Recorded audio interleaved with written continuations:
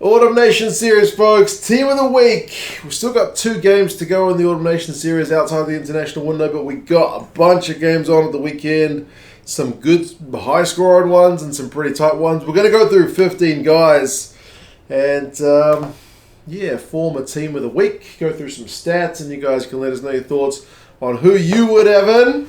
I've tried to keep it pretty lighthearted, man. I don't think...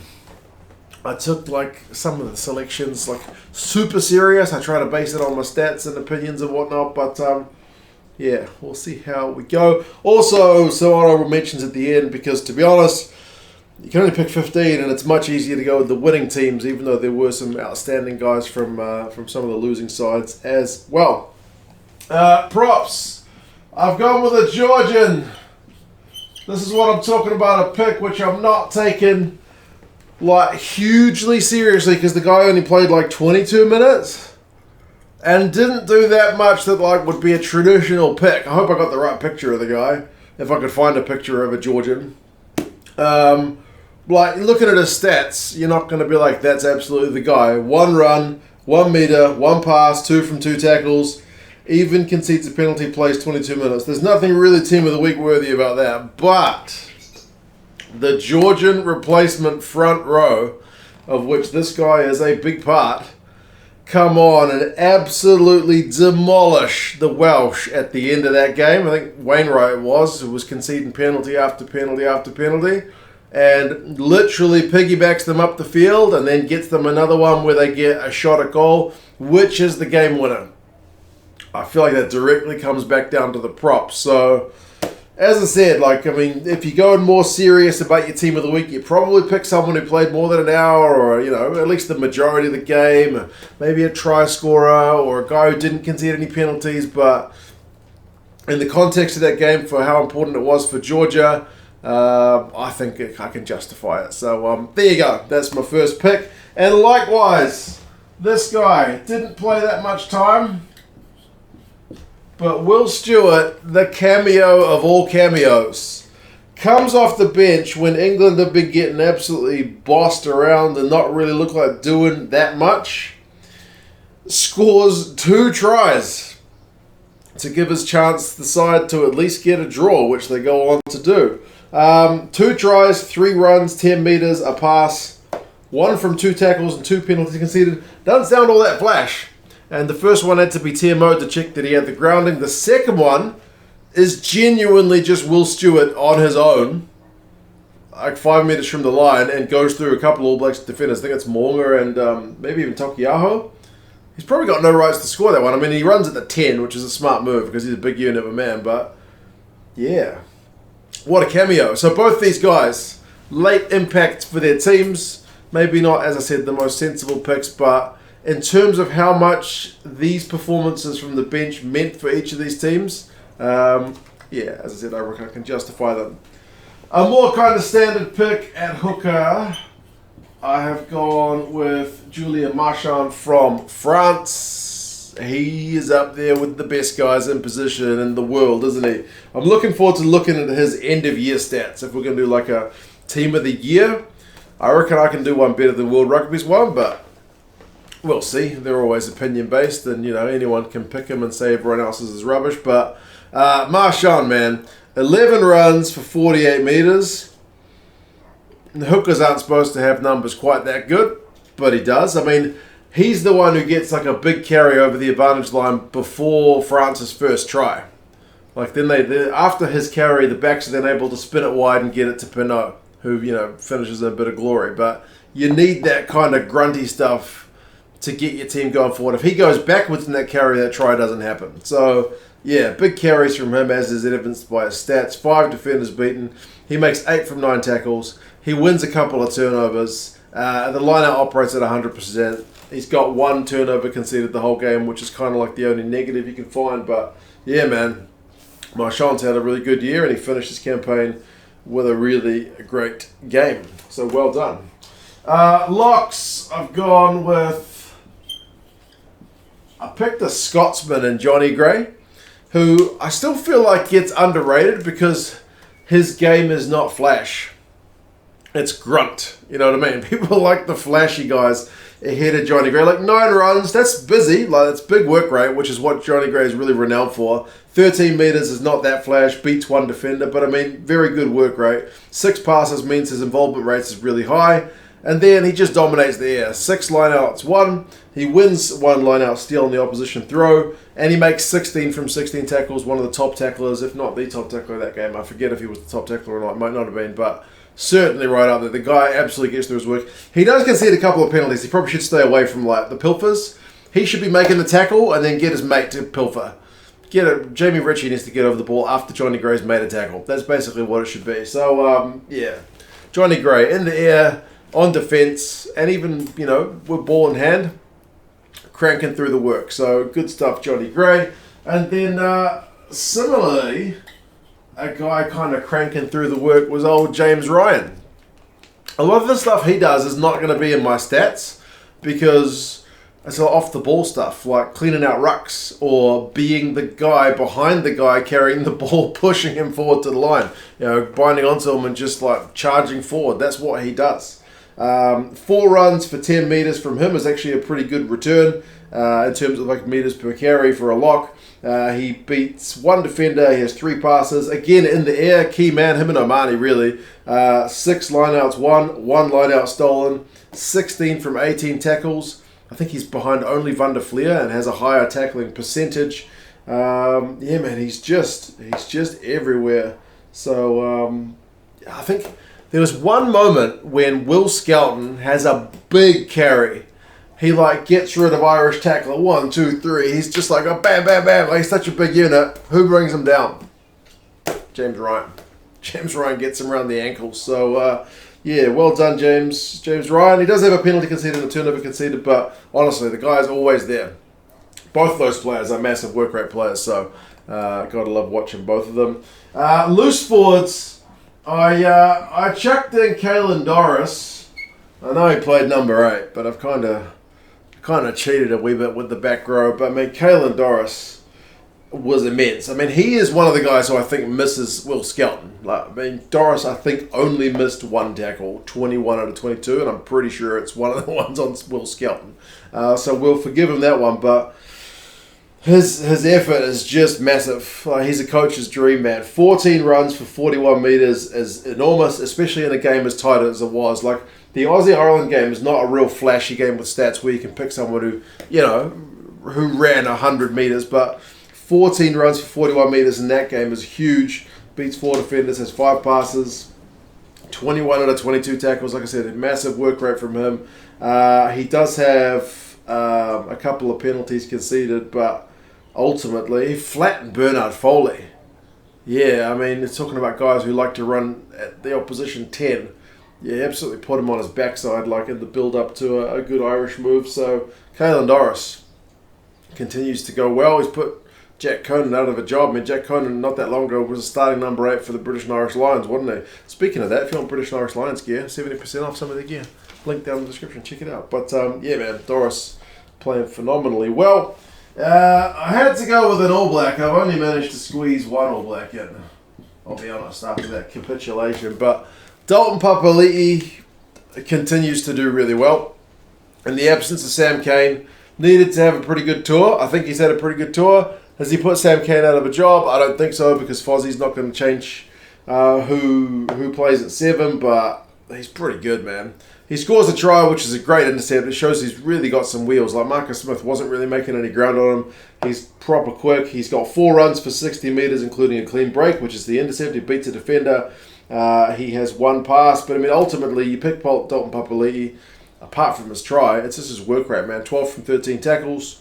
I think he's only behind Whitelock in terms of like the most tackles for the All Blacks. He wins a turnover. He does concede a couple of penalties, but ultimately, yeah, the guy's doing really well. He should be giving the All Blacks selectors headaches. They've got a difficult decision to make. As I said, I don't think the decision will come in his favour because Kane is the captain, but he's a pretty bloody good player. And I had to go with the Frenchman, Gregory Aldrit. Pretty good year. Just quietly, he's had a pretty good year. Some of his numbers, when you look at them, you're just shaking your head with how ridiculous they are. 19 runs for 120 metres. The guy's not a flying winger. He's not a fullback getting 3 metres at the back. Old Dreep makes 120 run metres. He's got a clean break. He breaks 8 tackles. Like stupidly high stuff. He's just such a handful. 7 passes, so he likes chucking the ball around as well, including an offload. 8 from 8 tackles and 3 turnovers won. He's a real menace, like going forward and on defence. He does have 2 turnovers conceded. I think he drops 1 kickoff. He's got a penalty conceded, but honestly, man, the guy is kind of unbelievable at times. Him and Savia, in terms of loose forwards who didn't get nominated for World Player of the Year, absolutely right up there. We're kind of blessed to be living in a time where you get to see guys like that play week in and week out. So there are your forwards. Remember, I'll do some kind of honourable mentions at the end. Halfback, into the backs. I changed my mind a couple of times on this one, but I ended up going with Maxime Luku. Guy stepping into the shoes of Antoine Dupont, and he did alright, man. He did alright. Like, he's not Antoine Dupont, and he doesn't try to play like Antoine Dupont. He's a very different player, but I thought he played pretty well, man. He gets a try assist, which is a good bit of heads-up play. Maybe not what he's really known for. From what I've seen of him, he's known more for his controlled kicking game. But when the French line-out goes a little bit messy, he snipes blindside to set up a try for his captain, Olivon. He's got 2 runs for 15 metres, so he only ran it twice, and one of them was that heads-up moment. So he picks his moment, and he got a clean break from it, and he got 3 defenders beaten. So he really picked it well, didn't he?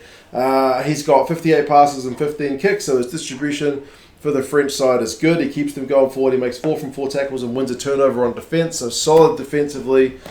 He does have 2 turnovers conceded, which I can assume are the 2 times he had poor kicks. He kicked 1 dead, and I think kicked 1 carry back out on the full. But ultimately, nobody's going to put Dupont out of a job.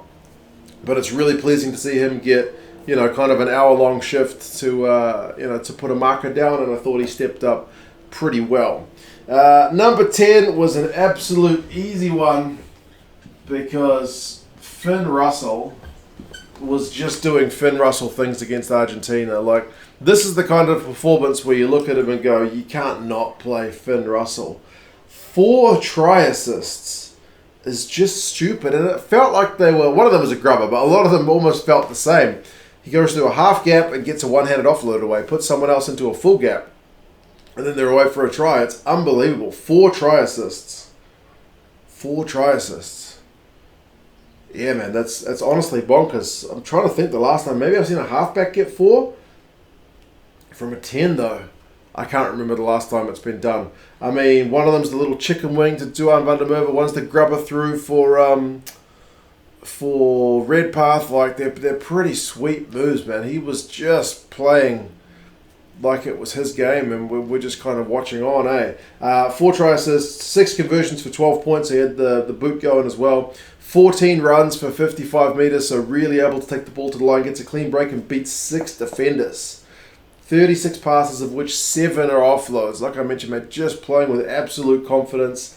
11 kicks, defensively 7 from 9 tackles. Does have 3 turnovers conceded, but ultimately, man, that's just like quintessential Finn Russell. Yeah, if you haven't seen the highlights of that game, pretty crazy stuff. I know the Argentinians were down a man for most of the game, but still, like, Russell was just absolutely bossing things. Midfield, I went with a Georgian and the captain Sharsies, Mirab Sharsies. He's been around for a wee while, and I think he's pretty pleased with the way the Georgians went. He had a really interesting post-match press conference where he basically called on World Rugby to do more in terms of getting the Georgians some game time, and who can blame him, man? Take your opportunity in the sun. He has 7 runs for 18 metres, which is not phenomenally high, but he's certainly getting some hands on the pill. And remember, it was a really tight game, so it's not the one where you see a lot of guys kind of clocking up 100 metres here and there. He beats a defender. Key for him, though, he got 5 passes, so he's distributing as well, likes to carry, but key for him, he's 12 from 13 tackles, which I think is first equal among the Georgian tacklers for that game. So he's trying to keep the Welsh attack as quiet as he can, and he wins a turnover. So key man defensively for keeping the Welsh very quiet in that second half. So well done, mate. Big win for the Georgians in the scheme of things, isn't it? The other guy I've gone with from Scotland was old Tuipulotu. Sione Tuipulotu. Started the game at 12, finishes at the 13 when Harris goes off, so it's kind of a wee cheat, but he even gets a yellow card right at the end of the game, which is not a great look. I usually don't pick guys who get carded, but it was that late on, it didn't really have any effect on the game. But he has one of his better games for Scotland, doesn't he? I mean, a lot of guys for Scotland had a pretty good time against Argentina, but 2 tries from him. 11 runs for 98 metres is just quietly a pretty decent return in terms of your metres per carry. 3 clean breaks and 2 defenders beaten. Most guys get 1 clean break, 4 defenders beaten. You know, it's not usual that your clean breaks outnumber your defenders beaten, but in this case it does. And I think he's the beneficiary partly of Finn Russell just playing as well as he does, because Finn, like especially for his first try, Finn just puts him into a hole. And I mean, admittedly, Tuipulotu has to beat at least like 2 of his defenders, I think, in the process of scoring that try, but he scores it. So he does really well. 6 from 7 tackles, but remember, one of those is a tip tackle at the end, which gets him removed from the field. 8 passes, concedes a couple of penalties. But yeah, ultimately, Tuipulotu, I thought, had one of his better games in a Scotland shirt, but as I said, he's lucky to be playing with Finn in that kind of mood inside him. Right, outside backs. I would be remiss to mention the performance of the Springboks at the weekend, man. Kurtley Arendse. Goodness gracious me. People said maybe he could have been nominated for Breakthrough Player of the Year, and they're not wrong, because he's had a pretty good year overall, hasn't he? He's stepped up to the plate really well, gone from a bit of a, I don't want to say unknown, but like unproven at test level to looking very, very comfortable. He finishes the game with 2 tries, and then he also sets up Corbus Reinach with 1 as well, so he gets a try assist. 14 runs for 174 run meters is just blah. I don't know what word for it. It's stupidly high. How do you do that, man? I don't know. It's a lot. 4 clean breaks, 4 defenders beaten. He was just running riot, man. 2 passes and an offload, also a kick. Wins a turnover, 6 of 8 tackles. He does concede a couple of penalties and drops the ball a couple of times, but goodness gracious me. You won't see many better individual performances than that one in terms of just a pure attacking winger and a bit on defence as well, doing his thing. Not a big guy, but a really, really big performance. So, very, very pleasing. Another guy who's not all that big was old Darcy Graham. That's an M at the end if you can't read it. The wee winger also put in a pretty good shift. Like in most cases, 158 run meters would be the top guy of the week. It just so happens that Arendse had like 20 odd more. 3 tries from Darcy Graham, though, including that first one where it looked like they'd blown an overlap, and the Argentinian defense was scrambling to get back, and Graham's like, no, I'll finish it off then. And he breaks a couple tackles to get it done. So, well done from him. 14 runs, 158 metres. 3 clean breaks, so not quite as many as Arendse, but 9 defenders beaten. Not quite double figures, but bloody hell, he got close. 4 passes and 2 offloads and a kick. He's had a great year. Not been talked up in the scheme of things, because I guess Scotland, didn't have a year that like France or Ireland had. But, I mean, Graham's been phenomenal all year. So, really, really pleased for him. 3 from 4 tackles. Takes a quick line-out throw as well. Very, very impressive. And the last one, I've gone with another South African in old Willie LaRue at fullback. Not just at fullback, often at first receiver, wasn't he? He really is instrumental in running that back line, isn't he? 2 try assists from him. One he gets wide to his mate Arendse, and the other one is the pass to Willemse. He's got a pretty sweet wide ball on him, just holds it long enough to draw his man, and gets that wide ball out, doesn't go forward, so not like last week where it was adjudged to go forward. It's flat, but 2 try assists from him. 4 runs for 34 metres, so he did carry it a wee bit, including a clean break. But 26 passes just shows you how many times he's getting involved.